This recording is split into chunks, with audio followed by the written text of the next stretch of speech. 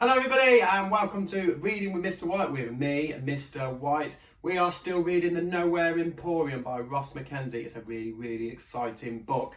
We are on chapter 3 today, but before we start chapter 3, we need to have a quick 15-second ding recap on what happened in chapter 2. So, 3, 2, 1,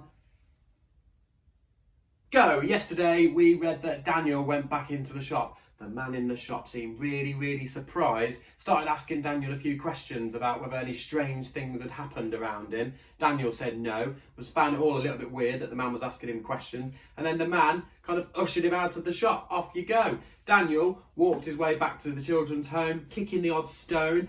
As he did that though, the man chucked out the two strange magpies. They were flying from rooftop to rooftop. It appeared they might have been following Daniel. What happens next? We're about to find out.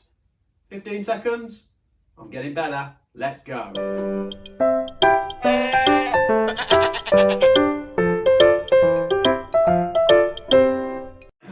Chapter 3.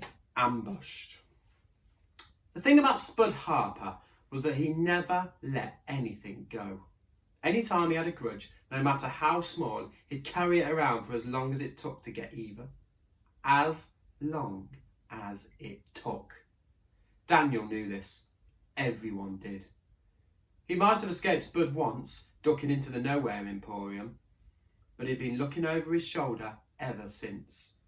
Daniel didn't leave St. Catherine's at all over the next few days. Every time he was alone in a corridor or turning a corner in the playground, he expected Spud to jump out at him. It didn't happen.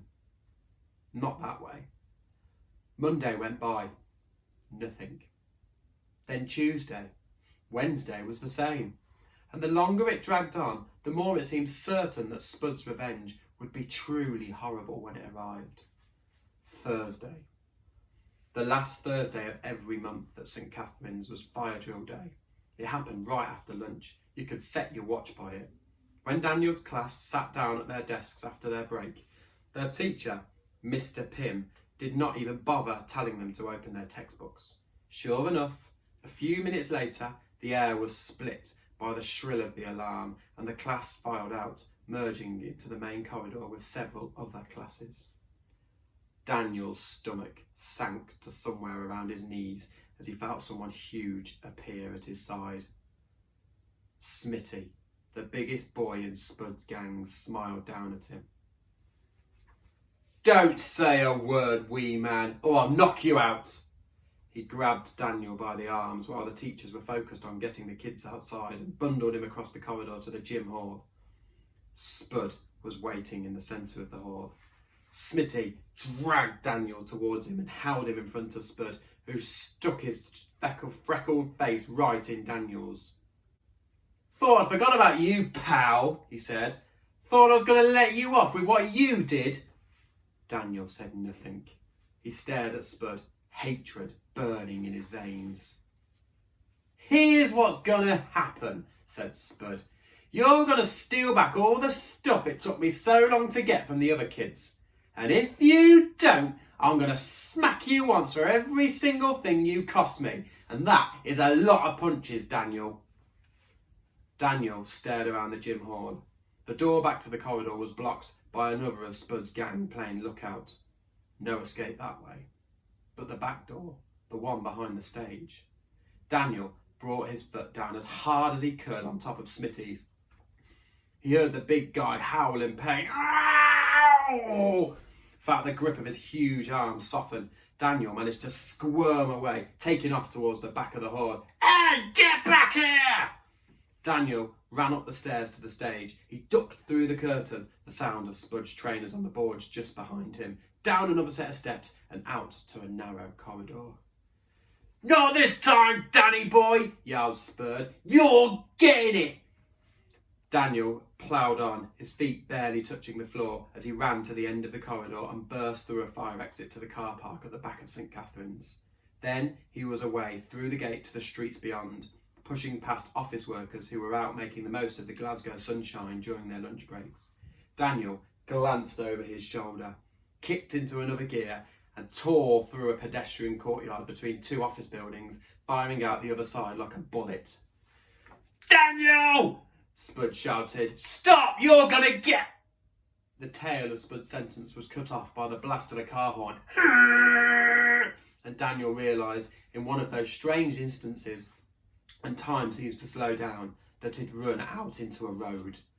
He heard the screech of tyres, saw the car coming towards him head on, caught the driver's horrified gaze behind the windscreen. He knew it was too late to stop, knew he was not fast enough to keep going. There was no doubt in his mind he was going to die in that street.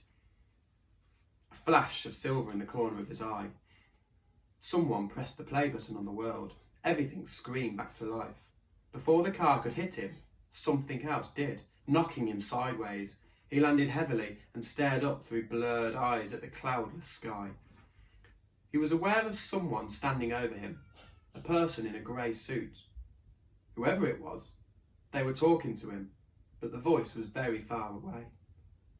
The only thing Daniel wanted to do was go to sleep. The world around him was lost to blackness.